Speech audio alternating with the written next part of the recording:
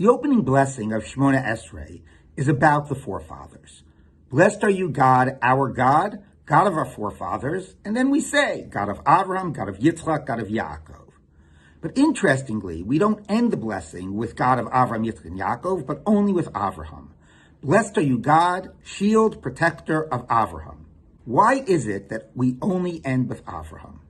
And I think that the answer is rooted in the function that first blessing is playing in Shemoneh Esrei. Because here we are standing up to pray, standing up to directly speak to God. And the question is, what allows us to do that? How do we have the chutzpah to do such a thing? Or said in a different way, what is the framework? What's our relationship with God, which is framing and making this conversation meaningful? And the first answer is, it is because it is a received relationship, an understanding of God that has been passed down and experienced for 2,000 years, going all the way back to the forefathers, Avraham, Yitzchak, and Yaakov. But if that's the answer, then the question is, fine, it's wonderful to relate to God that way. But where is our own personal experience of God, our own personal relationship? And that, the end of the blessing is saying, can also be found, or is the primary example of Avraham. Blessed are you, God, shield of Avraham. Avraham was the one who had no tradition.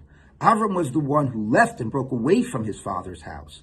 Avraham is the one that is finding God on his own, much more than Yitzchak and Yaakov. His life is suffused with God and in relationship to God, talking and arguing and going on God's directive. And a point that Rambam makes in talking about the mitzvah of loving God, he's always talking about God. You can't get him to stop talking about it. Avraham goes, he builds an altar, he cries out in the name of God. He builds an altar, he cries out in the name of God. Everywhere he goes, every person he has a conversation with, he's talking about God, God, God. Rambam says this is like somebody in love. All they can do is talk about the person they love and sing their praises.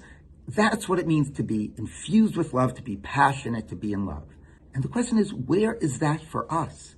That is something we have to strive to, even after coming 2,000 years later, 3,000 years later. It's something we have to strive for in our relationship as well, something that doesn't come easily. It's why a convert who actually finds God is considered a Ben Avraham or a Bat Avraham, because they have not inherited that, and they have found that on their own. But where are we who have inherited that going to experience that? And that's why the blessing ends. Yes, you are God of our forefathers, but you are also God of Avraham alone. Avraham, who represents the inherited tradition and also the need, the desire, the importance of listening to God, experiencing God, struggling with God, finding God on our own. Shabbat Shalom.